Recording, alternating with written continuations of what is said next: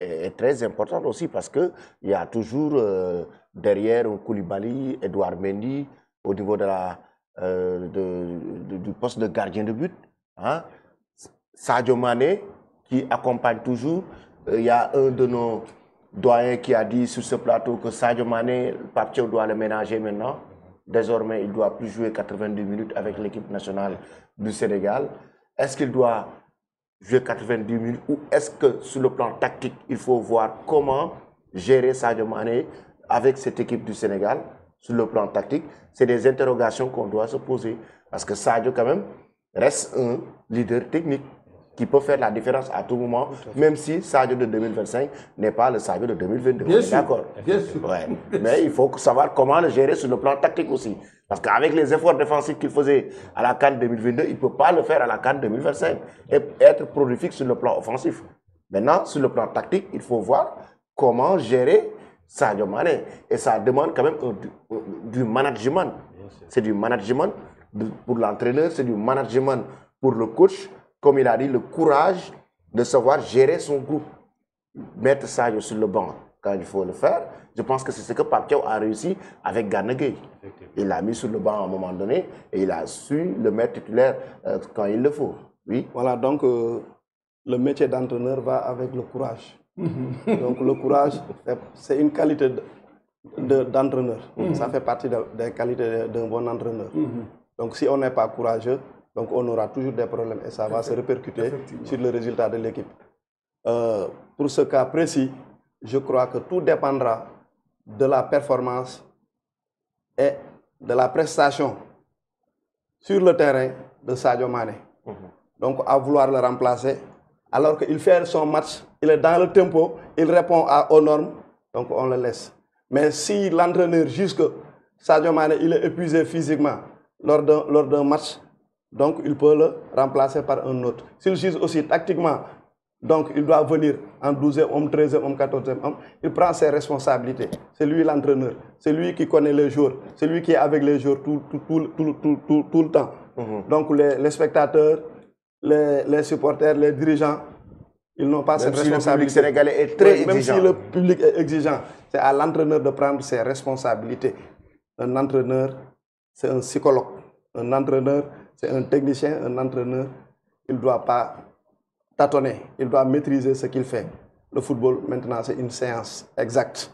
Il faut bien maîtriser les paramètres et les contours et faire le bon choix au bon moment. Exactement. C'est ça. Avant, ce n'était pas une science exacte, mais maintenant, c'est une science exacte. Vous savez, bon,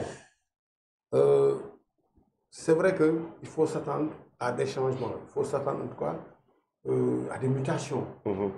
Même si, vous l'avez dit tout à l'heure, je suis en phase que le Sadio Mané de 2025 n'est pas le Sadio Mané de 2010, des choses comme ça. Ouais. Ça, nous sommes entièrement d'accord.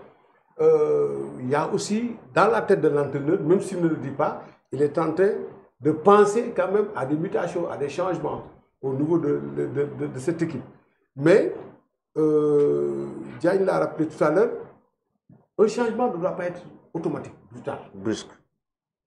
Il doit être progressif. Il doit être progressif, il doit être programmé. En fonction de la prestation de cela qui était là. De cela qui était là. Et ça, c'est extrêmement important. Vous vous rappelez de cas de Fadiga? Oui. L'un des meilleurs numéros 10 que nous avons. Hein? Après ces ennuis de santé, il s'était éloigné de l'équipe. Quand il est revenu, certainement à son meilleur niveau, les gens avaient réclamé Fadiga. Le match là que nous avons joué contre la Gambie au Stade Léopold, vous vous rappelez? 15 minutes avant le match, on a scandé son nom, Fadiga. 15 minutes après le coup d'envoi, personne ne voulait plus de Fadiga. Lui-même, il a programmé sa sortie de l'équipe. C'est exactement comme ça. C'est exactement comme ça. Voilà, le football est ingrat. Donc, moi, je crois que l'un dans l'autre, quand même, même si, par exemple, Sadio, si on prend l'exemple, il prépare sa retraite. Il prépare sa retraite parce qu'il sait que El Hadji Diouf était là, avec la même posture, avec le même engouement qu'il drainait.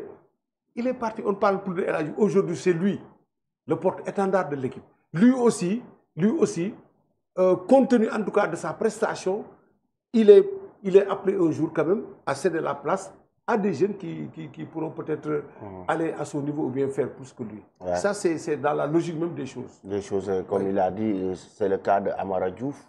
Là, il est annoncé à Fenerbahçe. Donc, un joueur très prometteur. Hein. Donc, si par exemple, il suit une belle carrière, il peut servir à cette équipe du Sénégal. Vu son talent que les Sénégalais, quand même, ont détecté et vu depuis l'âge de 15 ans pratiquement avec la petite catégorie, s'il a une bonne hygiène de vie et gère bien sa carrière, il peut quand même suivre les pas de Sadio Mané parce que Sadio quand même a fait son temps et il a montré la voie, surtout pour ceux qui veulent vraiment devenir des footballeurs professionnels de haut niveau. Sadio a côtoyé le très haut niveau, on est d'accord. Donc Amara Diouf à Fenerbahçe, vous l'avez dit tout à l'heure, le contentieux, un joueur prometteur, mais certains ne sont pas d'accord avec le choix du Fenerbahçe. Bon, un club turc, même si c'est un grand club turc, certains estiment que non, c'est un joueur qui devait aller déjà en France pour continuer sa progression et tout. Fenerbahçe, la Turquie, c'est peut-être tôt pour lui. Bon, voilà, vous savez, le football, c'est une entreprise. Hein. Actuellement, le football, le joueur gagne beaucoup d'argent, beaucoup, des sommes vraiment colossaux. Bon, on ne maîtrise pas le montant du transfert, mais certainement le choix de Fenerbahçe s'explique à travers ce contrat mirabolant qu'ils ont vraiment proposé, quoi.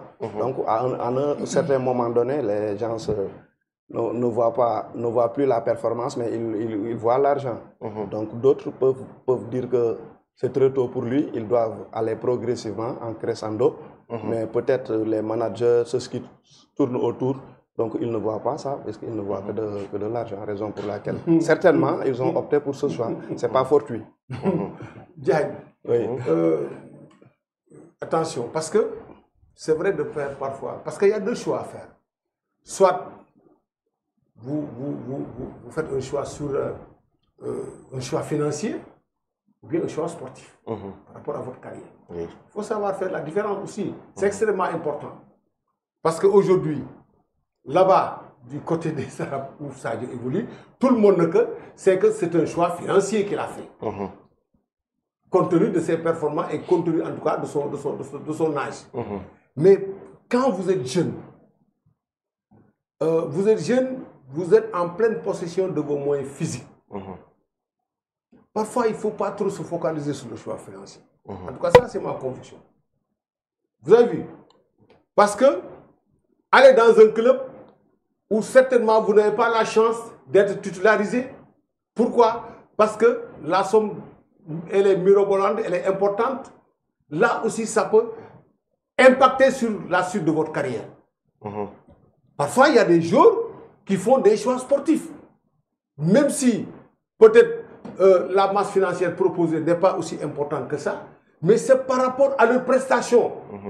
Qu'est-ce qu'ils vont prouver? C'est parce que c'est une porte qui va leur permettre d'accéder à de très grands clubs qui peuvent leur payer plus, 3 fois même plus que ce qu'ils sont en train de gagner. C'est pourquoi je dis que les agents de jour, à l'endroit des agents de jour, eux qui gèrent les intérêts des jours, c'est vrai, de faire focus sur le choix financier. Mais il ne faut pas oublier aussi qu'il y a un choix extrêmement important, c'est le choix sportif.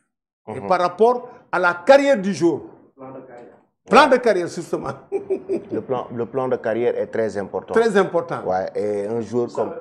Mais il y a aussi l'aspect social. Hein. Il y a beaucoup d'influence. Oui. Surtout au niveau de la famille, surtout au niveau des agents. Certains ne pensent même pas le plan de carrière du joueur. Mais ce que vous dites, c'est vrai, mais peut-être l'influence extérieure prédomine peut-être sur ça. C'est ça. Mais il y a aussi l'aspect social. Il y a un aspect social aussi, parfois qui fait que le joueur est obligé parfois de prendre l'aspect social est motivé par le choix financier. Tout à fait. Vous avez vu?